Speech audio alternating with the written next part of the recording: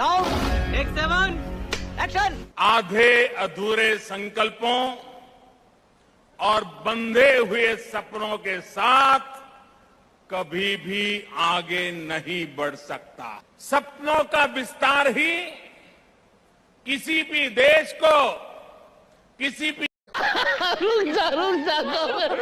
तो देखा दोस्तों, 4 दिन पहले मोदी जी ने पायलट बनकर तेजस उड़ाया और अब सिख बनकर चादर चढ़ाया और अपना वोट बैंक बनाया। लेकिन समझ में नहीं आ रहा कि स्मृति चाची कहाँ सो रही हैं।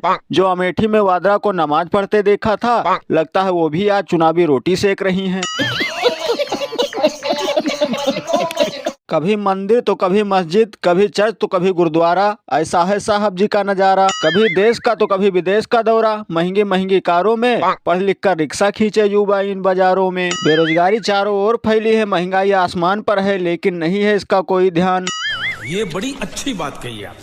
और कुछ लोग यह भी कह रहे हैं कि कभी साहब जी आ जाते हमारे गांव, मिल लेते यहाँ जो है किसान, गेहूं बोने में कुछ हाथ बटाते तो किसान को भी अपना वोट बैंक बनाते। ना आओ तो कोई बात नहीं, साढ़ भगाने ही आ जाते, लेकिन नहीं है इस पर भी कोई ध्यान। फिर भी साहब लोग कह रहे हैं बीजेपी रखती है सबका ध्यान। सही पकड़े हैं। यही है इन लोगों का फंडा, खाने के लिए नहीं कोई है धंधा। नहीं जाना पड़ेगा मेला, वहाँ लगाना पड़ेगा मूंगफली का ठेला।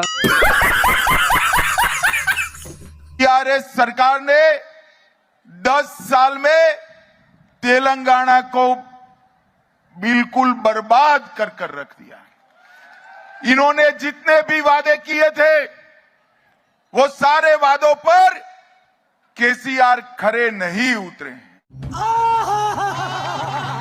यह बात सही कहा साहब जी ने। और जहां इनकी सरकार है वहां के लोगों को बिल्कुल आबाद कर दिया है। डीजल, पेट्रोल और गैस, आटा, गेहूं, चावल, तेल, दूध, नमक, चीनी और सारी चीजें आप खरीद नहीं सकोगे, पैसा कम पड़ जाएंगे। इतनी बढ़िया व्यवस्था किया है साहब जी ने। और 10 साल में किया है साहब जी ने सभी वादे पूरा। रोजगार की कमी नहीं है, चाहे जहाँ तलो पकौड़ा।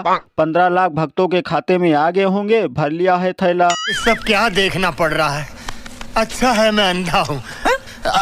और किसानों की आय दुगुनी करते करते किसान लगे साढ़ भगाने और साहब जी 12वीं के बाद लगे इंटर कराने। और कुछ लोग यह भी कह रहे हैं इनका होता है उल्लू बनाने वाला भाषण, जो आत्मनिर्भर बनाते हैं देकर 5 किलो राशन। और जैसे बिना नमक के दाल नहीं अच्छा लगता, वैसे ही लगता है बिना कांग्रेस के नाम के बीजेपी को खाना नहीं पचता।